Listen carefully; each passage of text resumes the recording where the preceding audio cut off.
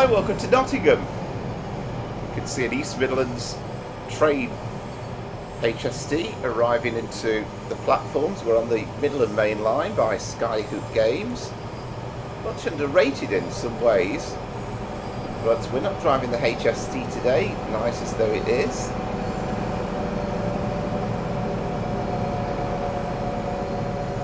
See Nottingham Station building, slightly obscured by the sunlight, but it's nicely done. Shame you can't get access to the concourse, but that seems to be a problem with quite a few of the routes today. But the Nottingham buildings and everything around us is pretty nicely done. And if you kind of wander a little bit over to here, I think this is where the trams are put in, isn't it? Yeah, you can see the outlines of the tram lines, but sadly no other infrastructure to go with it. Anyway, this is the Flying Scotsman, Class A1, built by Sir Nigel Gresley, and I'm almost ashamed to say, actually, I mean, I think this came out for Train Sim World 4, along with the East Coast Main Line, and I've not really ever driven it in any great depth. Now, before we get going, we need to sort out something on the front, because regulations insist that we put lamps on. So there we are. There's 3 of them to put in. We have to put the high intensity one up in the middle.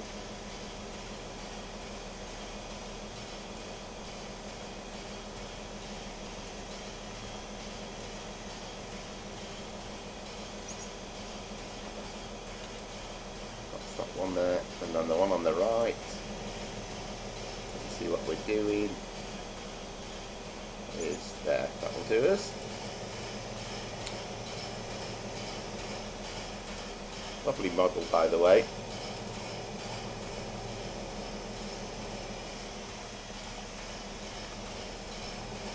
So we'll get onto the footplate. About half an hour journey. We're going to Leicester, and we've got the one stop at East Midlands Parkway. The fire open.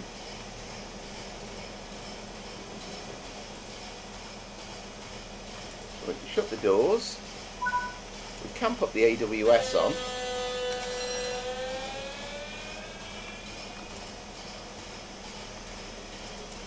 Now, it's fairly straightforward actually. Also, we have the reverser, which we'll set to begin with at 75, which is the maximum. We'll take the brakes off. And then you have the regulator, which is effectively a bit like the accelerator really, but now it's not like a modern train where you would put it into full power. It'll go fairly low to begin with. It'll take a few seconds just for us to get moving, and away we go. Be a little bit difficult for the driver to see from the footplate from that little narrow window, and for you too as the viewer. So let's just go to the outside view. That's better. We can see a much better view of the line.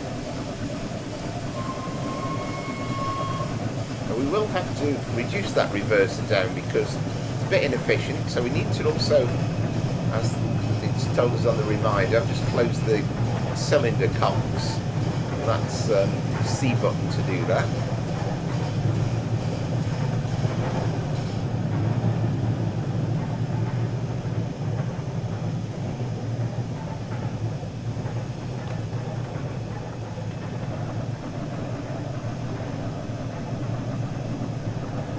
Nice old site with the maroon stock.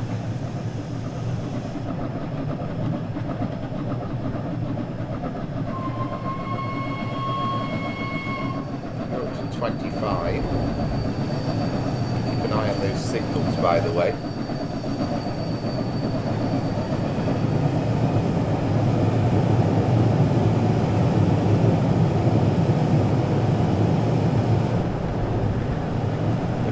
still are, but I think they were the carriages that belonged to, I think, the West Coast Railways, weren't they? We have got a green, and we can go up to 50.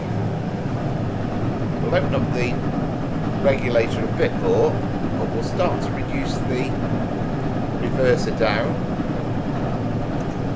Making some more efficient use of steam, apparently. Still don't know massively about it. It's kind of a question of, again, just doing everything slightly on the gentle side, not slamming everything down. We are on a bit of a climb as well, so Blind Scotsman handling the gradient quite nicely.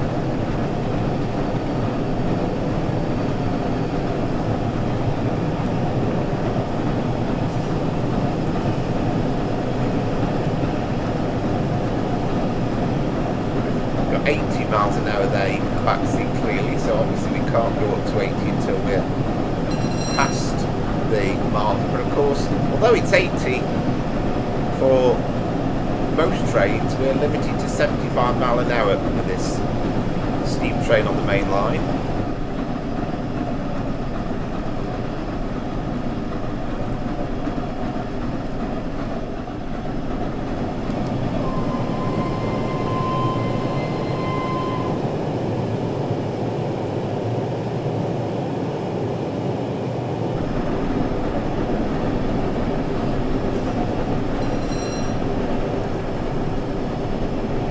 Lost our fireman for some reason. I don't know why that's missing. I'm sure it is present on some of the runs, but we'll have to imagine we've got a fictional fireman.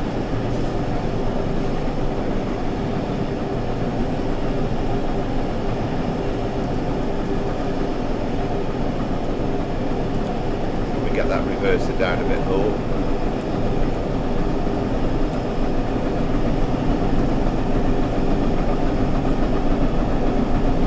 Still learning, really.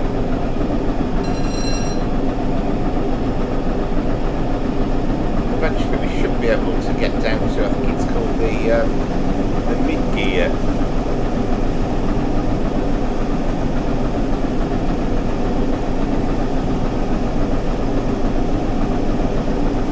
Now, I've never been on a rail tour on the main line with a steam train, and it must be quite an exhilarating experience. Because going on a heritage line, it's lovely getting along, trundling along really at 25 mile an hour. But this is the real stuff.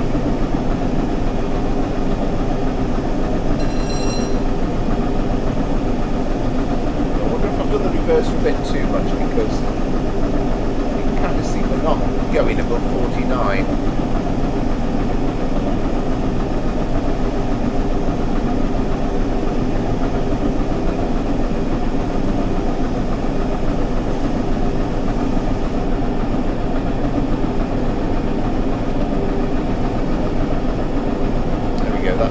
Well, it's got to 50 anyway. If you're very used to driving this on trains in World 5, you're probably shouting at the screen and saying certain things I'm not quite doing as well as I could be doing. But again, it needs a little bit of coaxing.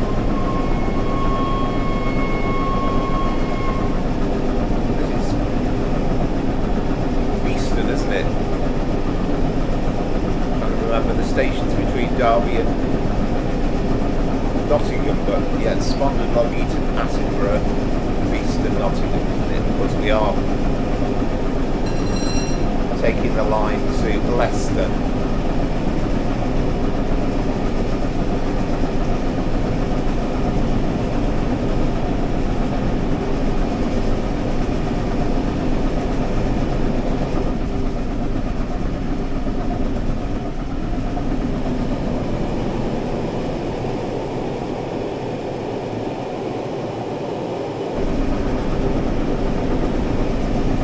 A little bit of a shame in many ways that dovetail games seem to have kind kind of abandoned Steam a little bit. They did the Spirit of Steam, which I don't actually own, which is crew to Liverpool Lime Street, set in the 1950s, if I remember rightly.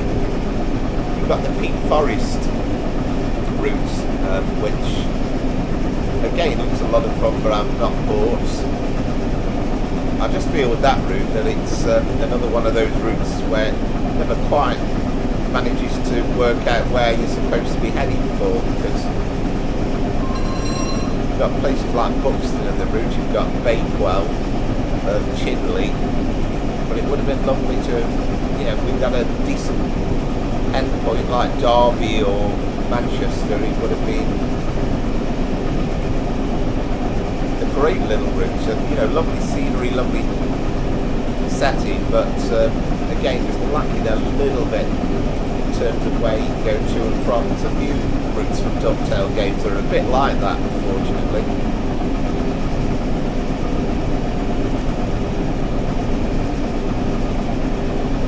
We are steaming away nicely now.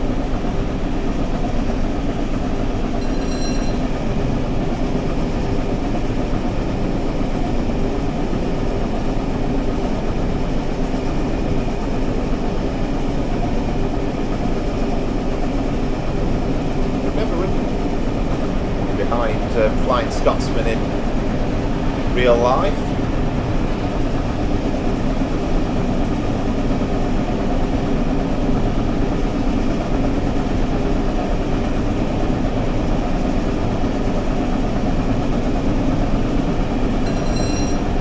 Certainly given me a feeling for the fact that it's fairly straightforward to drive. I mean, some people might say perhaps it hasn't got all the complexities of the real one, but it's good fun nevertheless. I don't know enough about the steam trains to be able to relate to the difficulties or otherwise.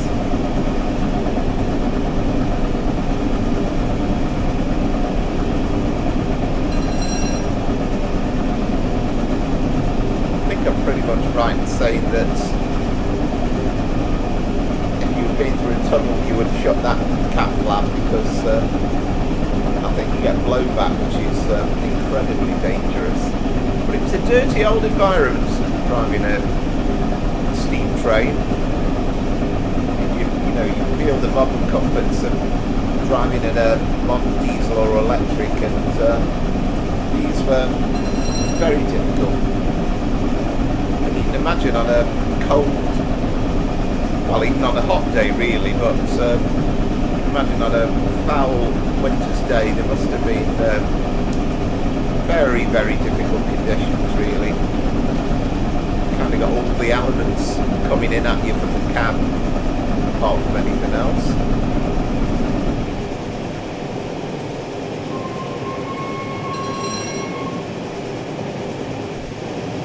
Talking about the tunnel, so that's that flows through the tunnel.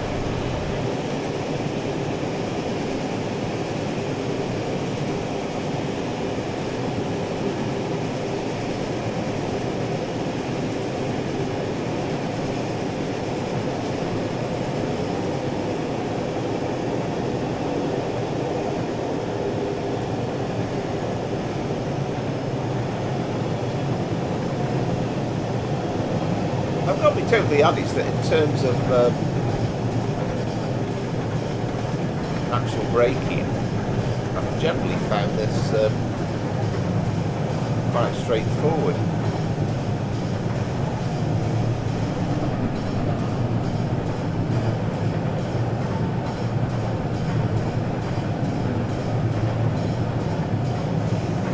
The one thing, I'm not sure whether we're going to encounter a red signal before we get to Leicester, but the one thing you do have to remember is this is the cab, and you've got a lot sticking out before you, so you can't go up to the signal because you run the risk of the actual loco driving right past it. There's a brilliant video actually of a Newcastle-based Alaniara Zuma driver.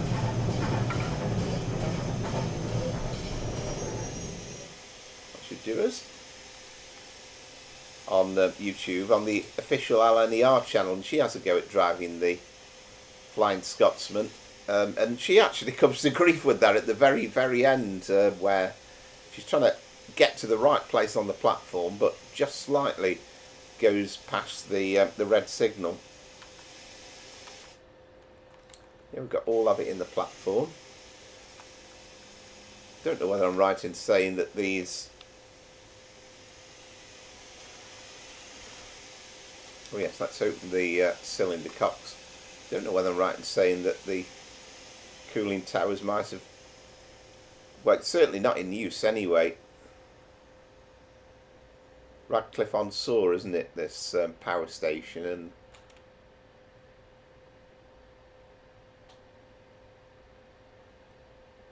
remember being in awe of this, going on the train to Nottingham as a young lad from Stoke with the family, and I was quite impressed with this setting, this part of the East Midlands.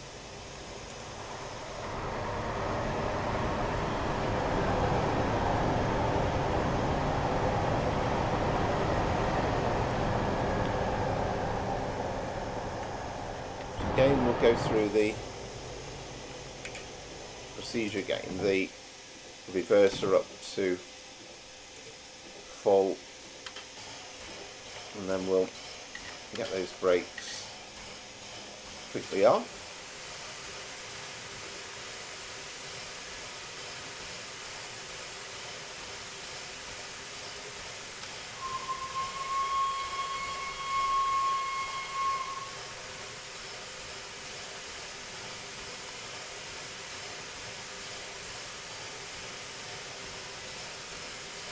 It takes a few seconds. Really, I should have waited for the brake gauge before opening the regulator to come down. And get the cylinder cocks closed before we get the reminder.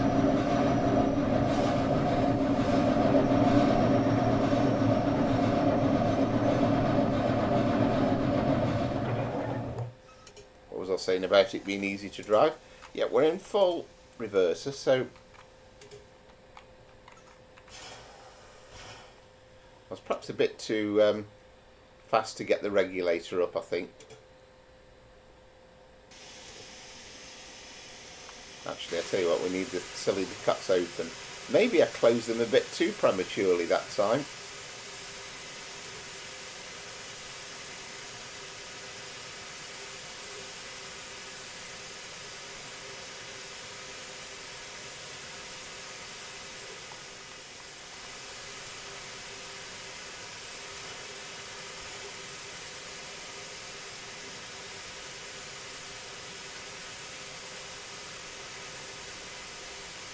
Yeah, we've definitely got the brakes off.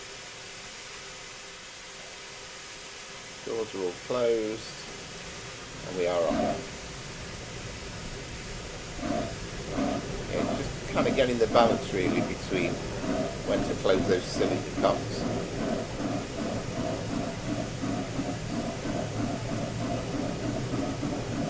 Yeah, we've got something apparent there. Yeah, we should be all right now.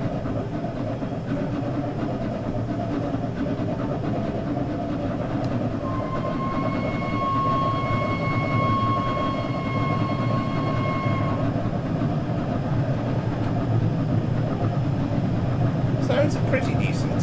You don't seem to get much sound coming into the stop with the brakes, and I don't know whether that's prototypical. I'll have to watch a few cab view videos with the Flying Scotsman. I'm sure there's one or two knocking about on YouTube. We've got about 17 miles to go to Leicester. I think in reality this was a rail tour. Where was it going to? I forgot where it was, the destination was. That was Ely.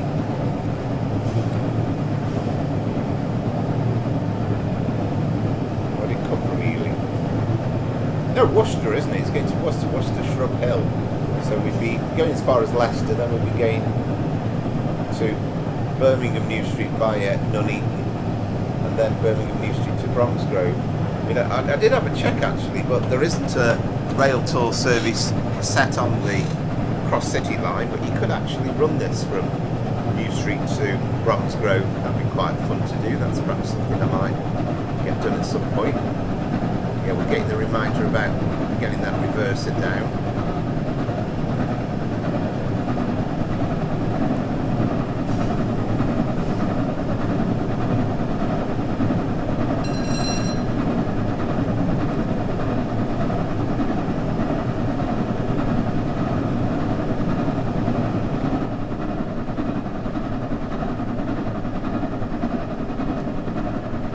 I just love that view in the background of the Radcliffe-on-Soar power station. Very, very interesting.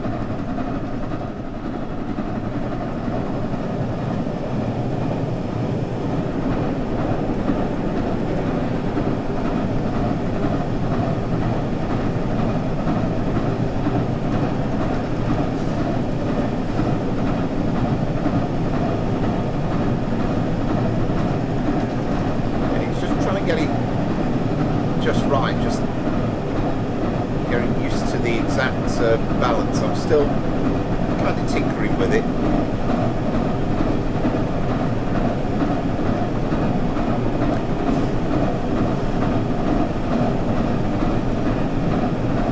Now, I mean, if you ask most people what's the most famous steam train in the world, then quite a lot of people would say Flying Scotsman. I mean, personally, I've got a soft spot for the Mallard because it's the fastest steam locomotive in the world, getting 126 miles an hour on the East Coast Main Line on Stoke Bank. But a lot of people would say Flying Scotsman. Now, the Mallard is a very, very fast high-speed steam locomotive, also built by Sir Nigel Bresley, but aesthetically it's not perhaps completely pleasing to the eye, whereas this thing is, even with those flaps at the front as well. I think that was, as far as I know, that was that for wind resistance reasons.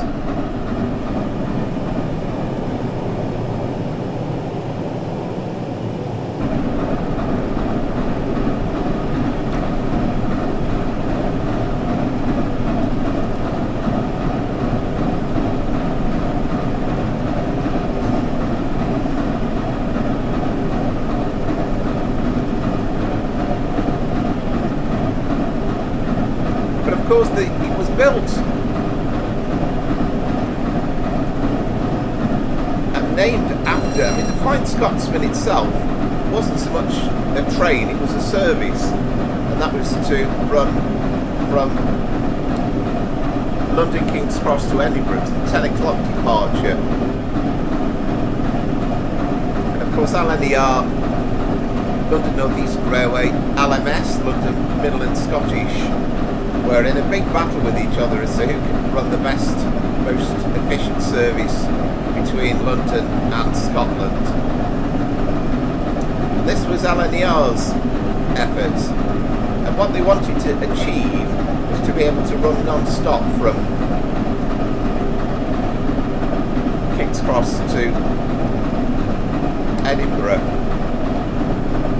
Now, to do that, they needed a couple of things. They needed this absolutely gigantic tender to house all the coal. But crucially, I don't know if we can get a view of it. Well, we'll have a look when we get to Leicester anyway, but crucially, because you couldn't get one driver doing the whole run from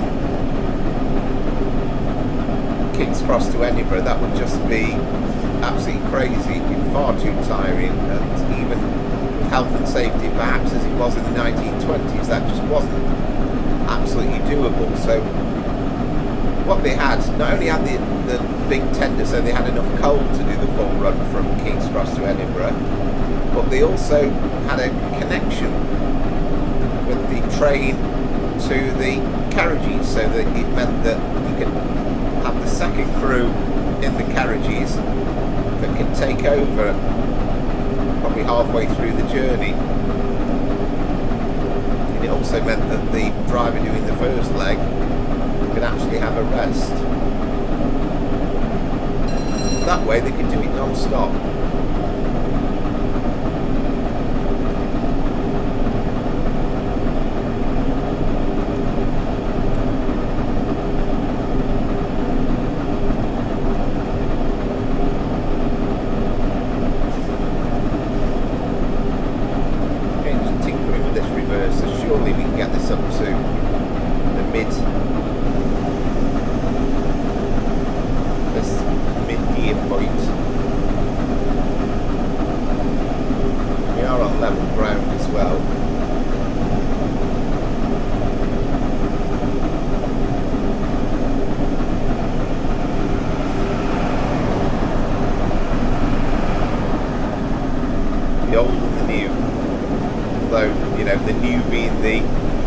Which of course itself emanates from the mid-70s. I think on an uphill stretch we do need some reverser on, I would say.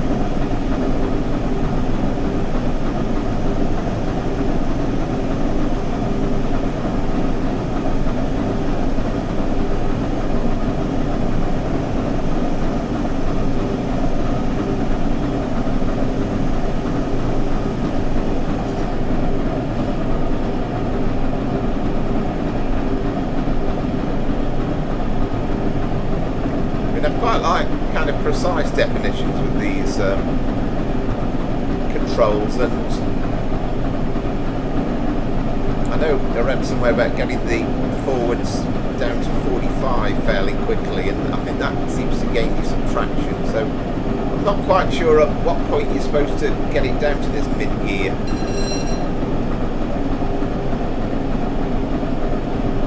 There we go, we're going uphill and we're increasing in speed. That's I'm a happy man with that.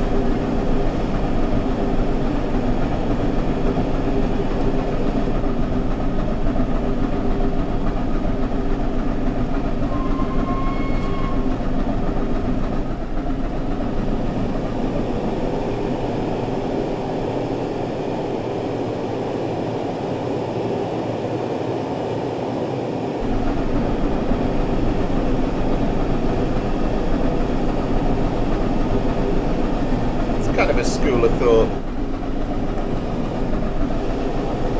with dovetail games that another reason why they're not massively keen on selling Steam related DLCs. Perhaps they don't sell that well. The general consensus seems to be that most people are more interested in the modern day stuff, the stuff that's running out on the lines at the moment.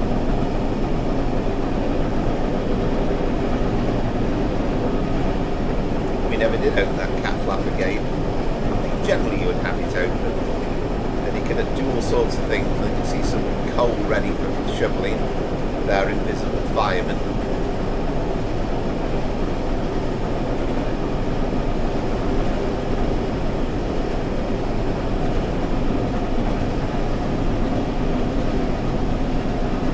Know massively what the ejector's for. We can open that.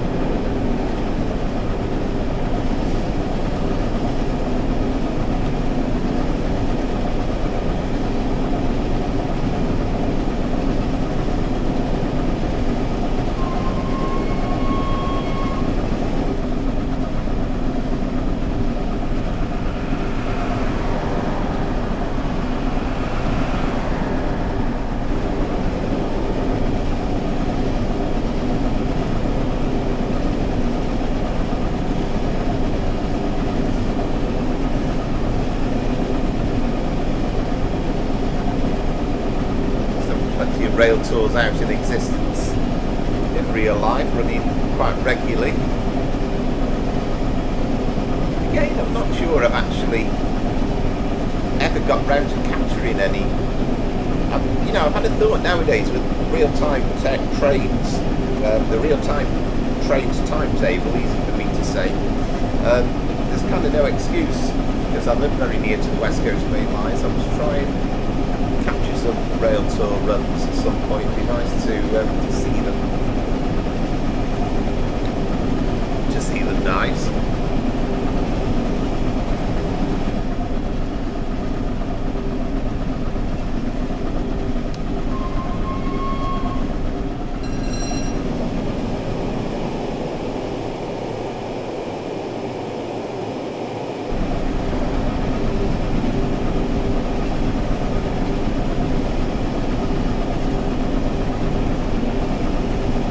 Still doesn't make me want to go out and buy the Peak Forest route.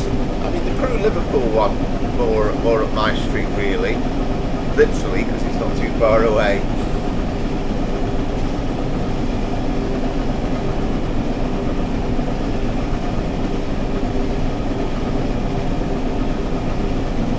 I can't quite bring myself to pay full price for it. I'd perhaps consider getting it in a sale at some point.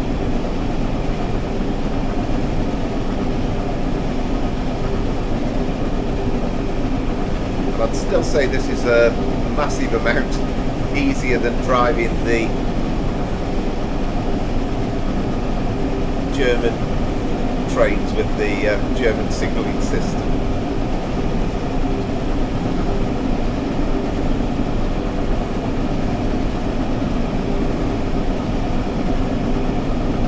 Now we can get up to 75 before we get to our final destination at Leicester. I'm sure there's plenty of you who've driven this a lot more than me. Now, I've only really had a couple of days practice at it. So if you've got any suggestions in the comments about little things that you recommend, then let me know. Again, there's millions of YouTube videos explaining the ins and outs. Just trying to find the time to watch all these things, though.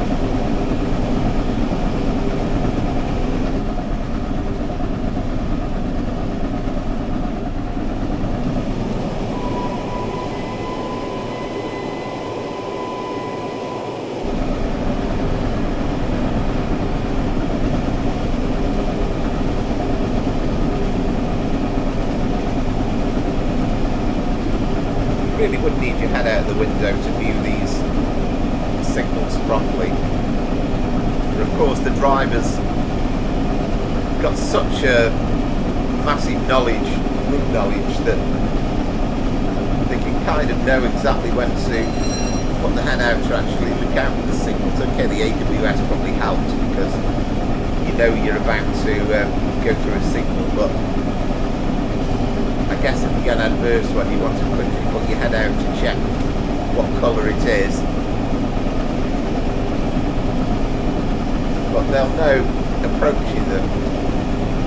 I mean, I always think, well, driving in the daytime is one thing, but imagine the skills involved of driving at night where you just can't see a great deal.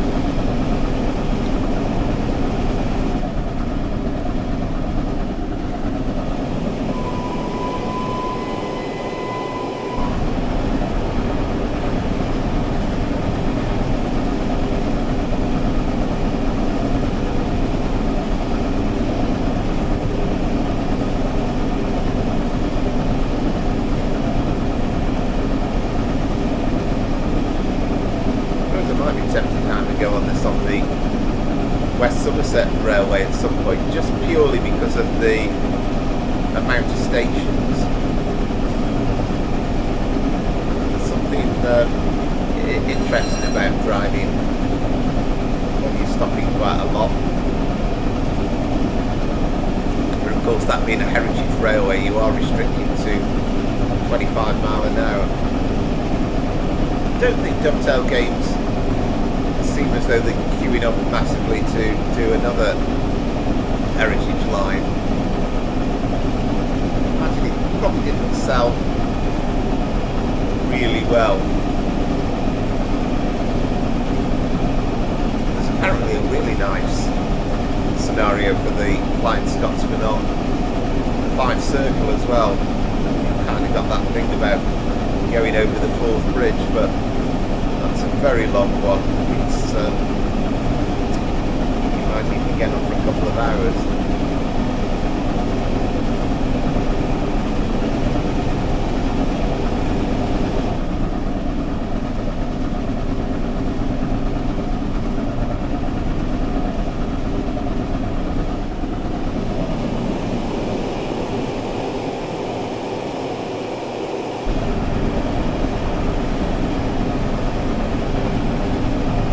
One thing we haven't really talked about, we should be keeping an eye on, is these things, because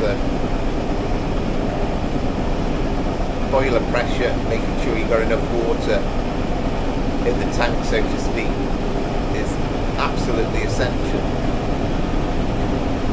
because it's perfectly possible to blow the thing up.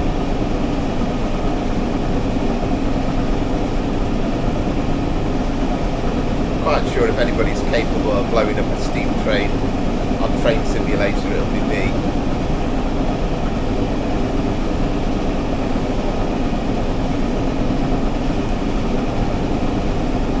Yeah, I feel as though, I mean, I could be wrong, but I feel as though there's something missing when we go over the points. I mean, it's a great feature of Train Sim World normally, and that you can hear the clanks quite nicely, but you don't seem to be able to hear a thing.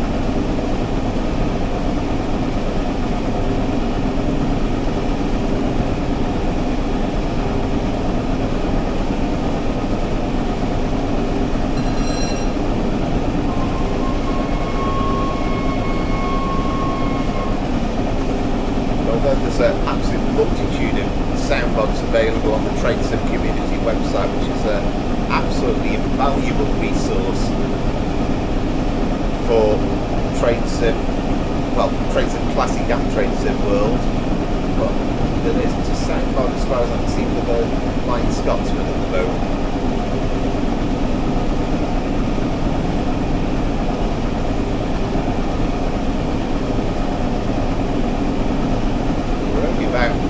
Over 3.5 miles to our destination, so we'll try and have a walk along the tender. Imagine we were changing crew when we get to Leicester.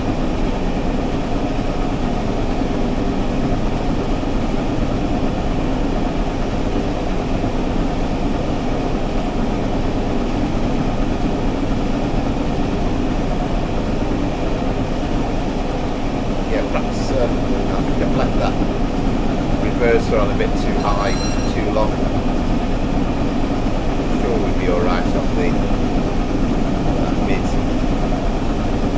gear setting now, surely.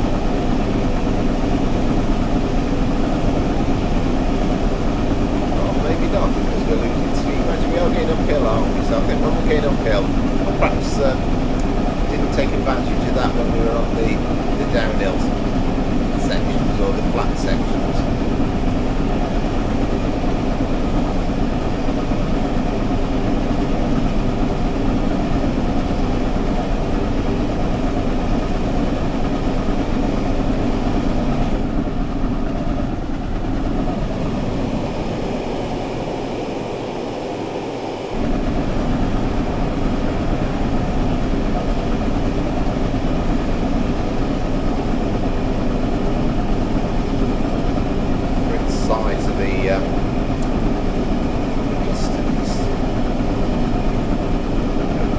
When you see, I mean, the one thing you don't tend to see on the line generally, you don't generally get this view, because when you're at the platform, the wheels are obscured.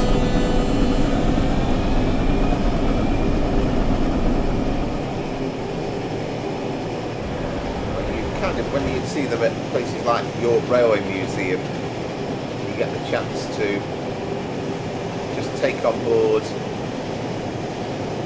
how massive the wheels actually are. I think it's basically head height. Absolutely gigantic, the wheels. And he was a pioneer, Sir Nigel Gresley. I think there's a statue of him at King's Cross.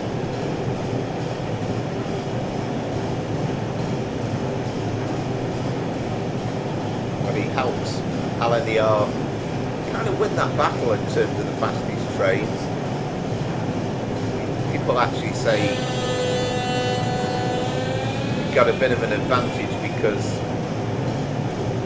the thing about the West Coast Main Line is it's got so many twists and turns, and Stoke back was a great thing to have, a long straight stretch to try and run the thing at speed. That's where the 126 mile an hour was achieved.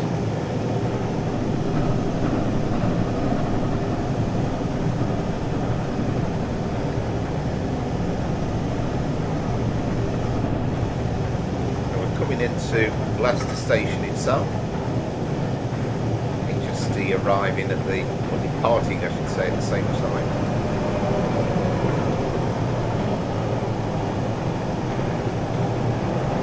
Where we have to be cautious because we've got a red signal and it'd be oh so easy to get the front of the train.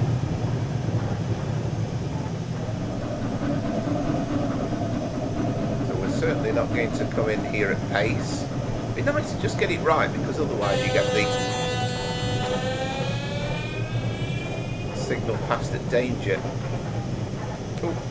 To do with put it into emergency.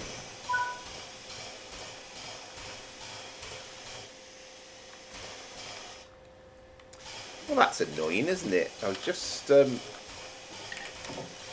getting myself into a nice situation there.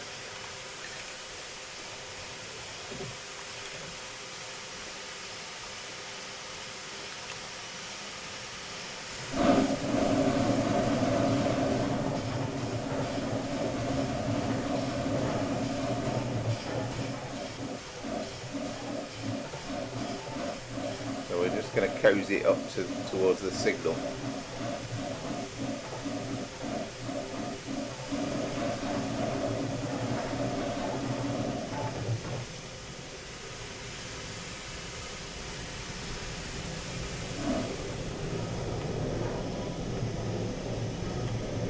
Close the cylinder cocks.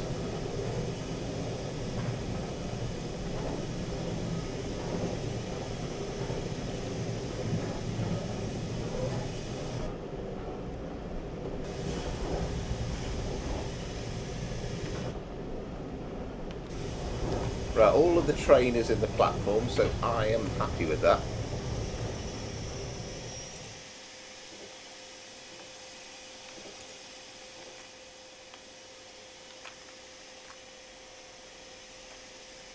This is a rail tour, so maybe there's some people getting on, perhaps not too many people getting on. Just confirmation of, well, the service isn't even showing, is it? It was at Nottingham, oddly, but it's advertising the next St Pancras. Oh yeah, we should have the cylinder cocks open whilst we're at the station. Thanks for reminding me.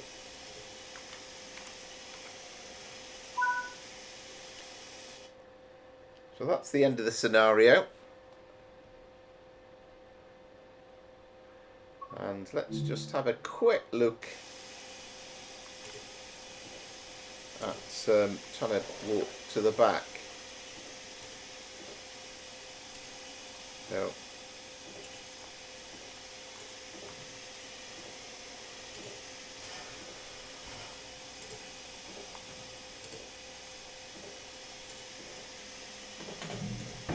That's the tender.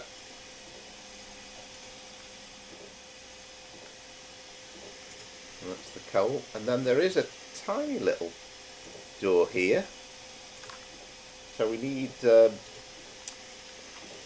control and C, because we're crouching down. It isn't really that easy. Thought that was a tennis ball for a minute. What's going on there?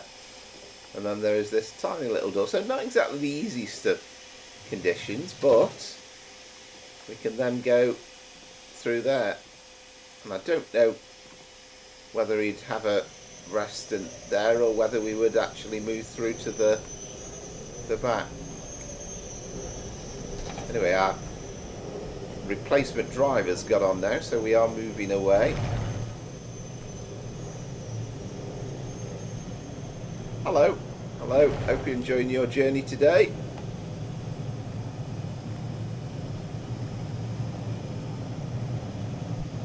There we are, so leaving Leicester, we're on the way to Nottingham, but that's where our journey will end.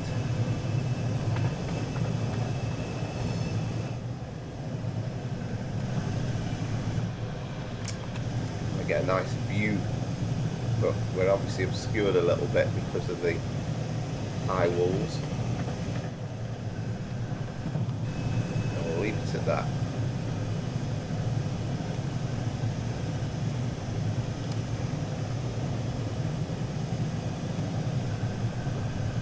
Well, there we go. Hope you've enjoyed the video. Little foray into the Flying Scotsman, first video that I've made featuring it. So the long-awaited journey involving steam. I've quite enjoyed it, I must say, and getting used to it. And hopefully it won't be the last time that I do a trip with steam or the Flying Scotsman. So thanks for watching, and as I always say, if you've enjoyed the video, if you consider liking and subscribing, then I'd be really appreciated, and thank you very much for all the existing people that have done that, and the ongoing support is massively appreciated from everybody. So enjoy the run today, hope you have too, and until next time, I'm Powerflower, Trains and Planes. It's goodbye from me.